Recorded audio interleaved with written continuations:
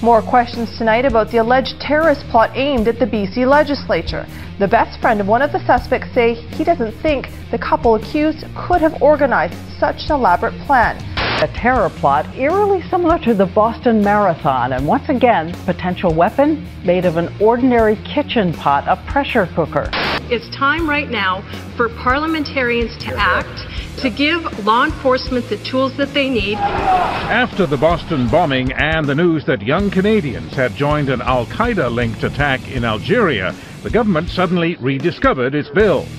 Preventing, countering, and prosecuting terrorism is a priority for our government. Last month, 17 suspects were arrested in Ontario on terrorism-related charges. Tonight, an in-depth interview with a man who says he infiltrated the group that was allegedly behind the plan to bomb sites in Toronto and Ottawa and even behead the Prime Minister. He was working all along with CSIS and the RCMP and says the ultimate takedown of the suspects happened because of help from Canada's Muslim community. He was concerned about 3 or 4 so-called Muslim brothers who began hanging out with Nuttall around the time police alleged the conspiracy was hacked. They believe the plot was supported by al-Qaeda. How significant is that? Well, it's actually just about as significant as you can imagine. Radicalized. They may have been radicalized. Terrorism. Terrorism. Terrorists. Terrorists in the Toronto area. Terrorists in Toronto. Violence and even terrorism, or at least that's the allegation. Today's arrests demonstrate that terrorism continues to be a real threat to Canada. On July 1st, the RCMP arrested and charged John Stuart Nuttall and Amanda Cordy for terrorism-related activities for the purpose of causing death or serious bodily injuries on Canada Day.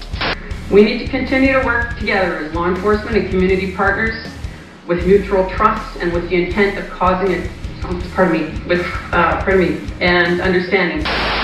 Good afternoon, folks. Dan Dix here, reporting for Press for Truth. And today I'm here to inform you that right now, the Canadian people are being conditioned for an attack.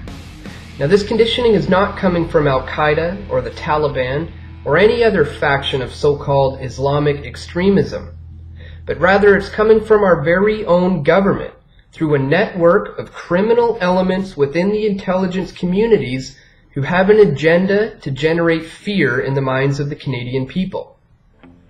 One would think that with the recent onslaught of all these foiled terror plots, there must be an ongoing threat from either outside forces or from radicalized, homegrown domestic extremists, as we're being led to believe. However, in each and every circumstance, we are finding that there is a hidden hand, and in its grip lies a nefarious motive to generate the fear of an attack in the minds of the masses. The attacks on September 11th, 2001 have paved the way for Orwellian and downright draconian pieces of legislation to be passed into law. The Patriot Act has robbed American citizens of their civil liberties, and here in Canada, the government passed Bill C-36, the Anti-Terrorism Act, which contains provisions that allow for preemptive detentions, secret trials, and a wide and broadening expansion of the Big Brother surveillance control grid. And so, under the guise of keeping us safe, our government began the incremental process of convincing Canadians that civil liberties must be sacrificed in exchange for security. In 2006, Canadians were shocked to learn of the now infamous Toronto 18, a group of young men who were allegedly planning on blowing up the CN Tower, taking over the Canadian Broadcasting Corporation, and beheading the Prime Minister. At the time, the front page of every newspaper said, "Homegrown terror has arrived." Meanwhile, it was months after the fact that Canadians learned of the involvement by the RCMP and CSIS through an informant who coerced and entrapped these young men into getting far more deeply involved than they otherwise would have been. The former Army cadet and reservist quickly won the confidence of the leaders in an emerging plot that eventually included attacks on prominent Canadians, Parliament, the Toronto Stock Exchange, and the CBC.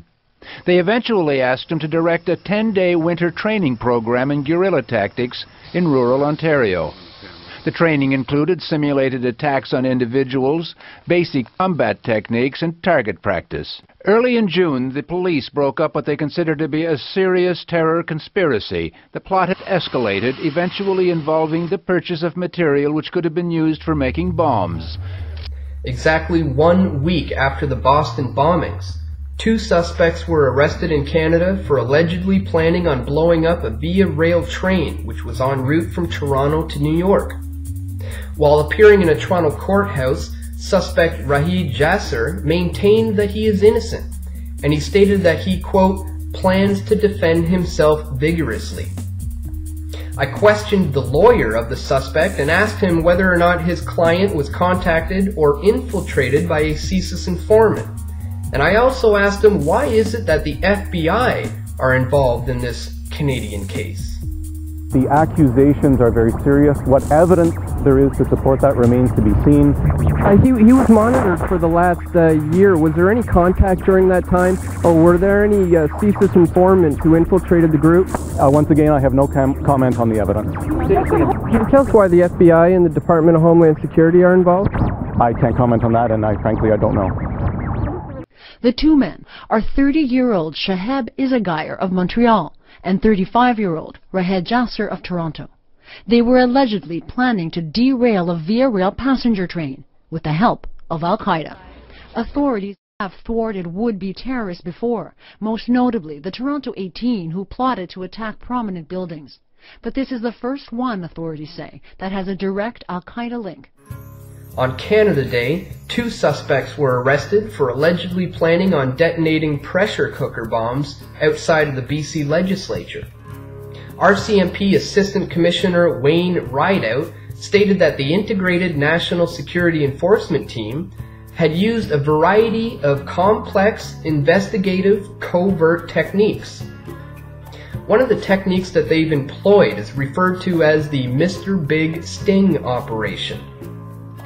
Corey Keenan, a PhD criminology student who co-authored Mr. Big, Exposing Undercover Operations in Canada, described it as a technique which involves undercover cops who pose as members of a criminal organization to target unwitting suspects by creating various scenarios in which they will befriend and earn their trust.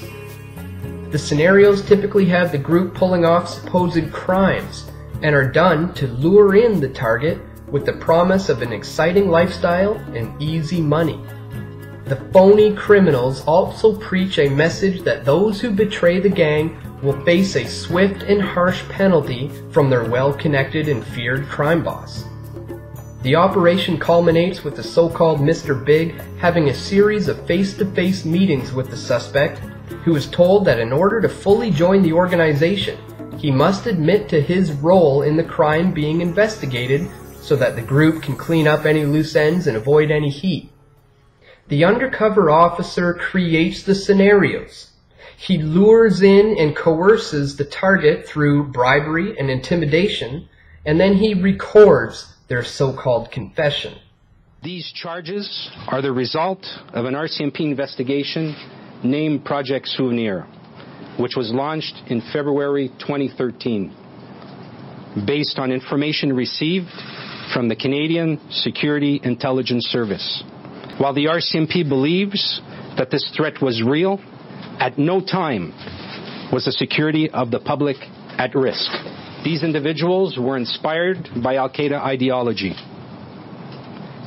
Our investigation demonstrated that this was a domestic threat without international linkages. According to the RCMP, John Stuart Nuttall and his common-law wife Amanda Anna Cordy were the masterminds behind the plot to build these pressure cooker bombs and blow them up on Canada Day in Victoria. Self-radicalized terrorists inspired by Al-Qaeda ideology. But Nuttall's best friend believes that was impossible. He didn't have the money, he didn't have transportation, he didn't have the means. Nelson says Nuttall has the mentality of a 16-year-old. Instead, he says he was concerned about 3 or 4 so-called Muslim brothers who began hanging out with Nuttall around the time police alleged the conspiracy was hatched 6 months ago, after Nuttall was kicked out of this Surrey mosque over an unknown religious dispute. Nelson says the men constantly visited Nuttall's nearby apartment, driving a new silver or black pickup and a red car. They were coming by his house every other day. One of them employed him at a furniture store, apparently, got him delivering packages. None of these people I've actually seen surface, come up and say anything or come forward. They've just disappeared. And I just find that suspicious. The Canadian government has a history of using undercover police officers as agent provocateurs who will commit crimes in order to set up their intended targets. When I was in Montebello, Quebec in 2007, 3 undercover police officers were caught red-handed acting as violent agent provocateurs. What happened in Montebello was the people in 2007, in August, in Montebello, Quebec, were fed up with this 2.5-year-old trade deal, going forward and merging every aspect of their society and harmonizing the regulations to the lowest possible standards according to what corporations want. They were sick and tired of the information not being given out to the public, not being openly shared, and of not being given any input into what was happening with respect to this massive trade deal. So they massed in Montebello what looked to be about 1,000, 1,500 protesters. There was a security perimeter around the meeting, and there was incredible police presence there. And at one point, the police were even caught infiltrating the protest by 3 giant, muscle-bound, supposedly anarchists, wearing masks and holding rocks. Were threatening to throw the rocks at the police. No! Put the rock down, man! A union leader stepped up and said, "Take off your masks, put down those rocks, you're not with us." You're a fucking cop, the 3 of you! Go on, it's our line! These 3 guys are cops, everybody! Eventually they ripped the masks off the guys, and the guys dove behind the police line. And that was all. It was caught on tape. It was exposed. They were exposed as infiltrators because they were wearing the same boots as the officers who arrested them. Plus, of course, who dives behind a police line for protection if you're a protester? It's something that most protesters would be scared to do, to dive into a bunch of police who are there, menacingly, staring at them. As we confirmed yesterday, the 3 people in question were indeed suited Quebec police officers performing their duties. When we consider that with all these recent foiled terror plots, there was involvement by the RCMP and CSIS informants who set up and coerced these accused suspects, we need to ask ourselves, is there really a threat from terrorists? Or is it the Canadian government and the intelligence communities that we need to be wary of? Here in North America, the odds of dying in a terrorist attack are 1 in 20 million. And according to the Terrorist Risk Index, the odds of a Canadian terrorist attack are 1 in 14 million. That means that the odds of winning the lottery are more probable than having a terrorist attack here on Canadian soil. So, if there is no real threat, and even with all these recent foiled terror plots, we're now finding out that Canadians never were in any real danger, then why is it that we're seeing so much fear-mongering coming from the intelligence communities through the mainstream media? Well, it is because it is through fear that they gain their control. Fear increases budgets. Fear expands the surveillance state. And it is with fear that they can offer greater security in exchange for civil liberties.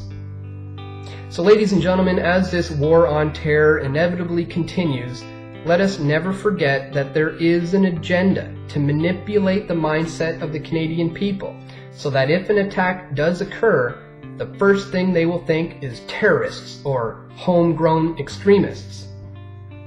But the good news today, folks, is that their tactics are beginning to wear thin. More and more Canadians are beginning to see this for what it is. So we must remain vigilant. We must continue to watch the watchers. And let's put the government on notice that if an attack does occur, it will be the government and the criminal elements within the intelligence communities who are suspect number 1. This is Dan Dix reporting for Press for Truth. Stay vigilant, stay safe, and keep fighting the good fight.